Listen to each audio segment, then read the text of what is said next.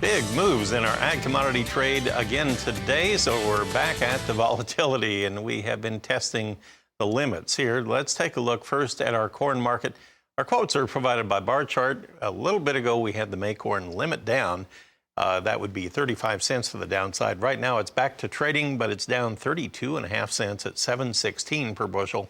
And now you have new crop December down 18 cents on the day. So they are really narrowing up that spread by, 14 cents so far here today between the May and that December. Well, let's go to soybeans, and currently you have the May contract 32 3/4 lower at 16.31.5. Meanwhile, your new crop November contract, it is down 30 1/4 cents. We're trading at 14.39 1/4. Now switching over to our wheat market in Chicago, the May down 59 cents at 9.98. Now there for a little bit, it went down and hit limit down, but it bounced off of that a little bit. So just almost 60 lower. On the Kansas City market, let's visit there on the May contract. We're now 52 lower at 10.18.5.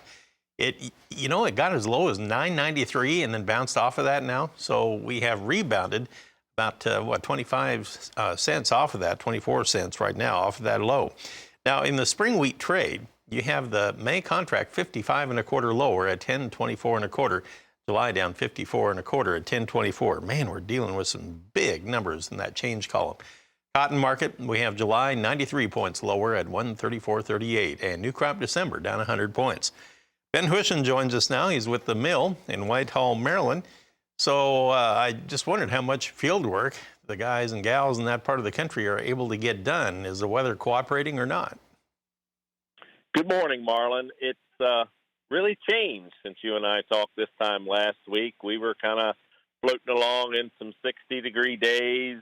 Things were really looking and feeling like spring. And then Sunday, the wind blew, and all day Monday changed things, and got around a little bit Sunday afternoon for the viewers, snapped some pictures of a couple orchards around that apples were budding hard, peaches were, a couple of the early varieties were in full bloom, and we saw 24 degrees Sunday night, and then last night and early this morning we were down right around 20, 21.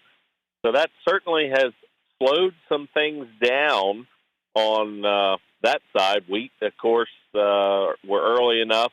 I think when I talked this morning to Mike at Susquehanna Orchards, I said, so have your peaches been hurt? And he said he doesn't think they've been hurt, but he said, give them another week. He said if this had come along next week, it might have been a different situation. And to answer your question about field work, 20-degree mornings are great days to get out and get rolling. So, yes, lots of fertilizer being spread in preparation of planting next month, which is pretty close now.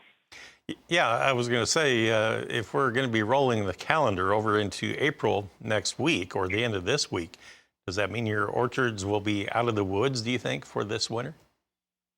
So that was the comment. Talked to Paul McPherson last week. He was worried about what just happened here the last day or two. He's a large orchard in the area, and then Mike at Susquehanna. And they both feel like this, if this would come next week, if what we had last night and the night before had come next week or maybe a little later, it would be a lot more concerning. They both feel like they dodged a bullet, you might say.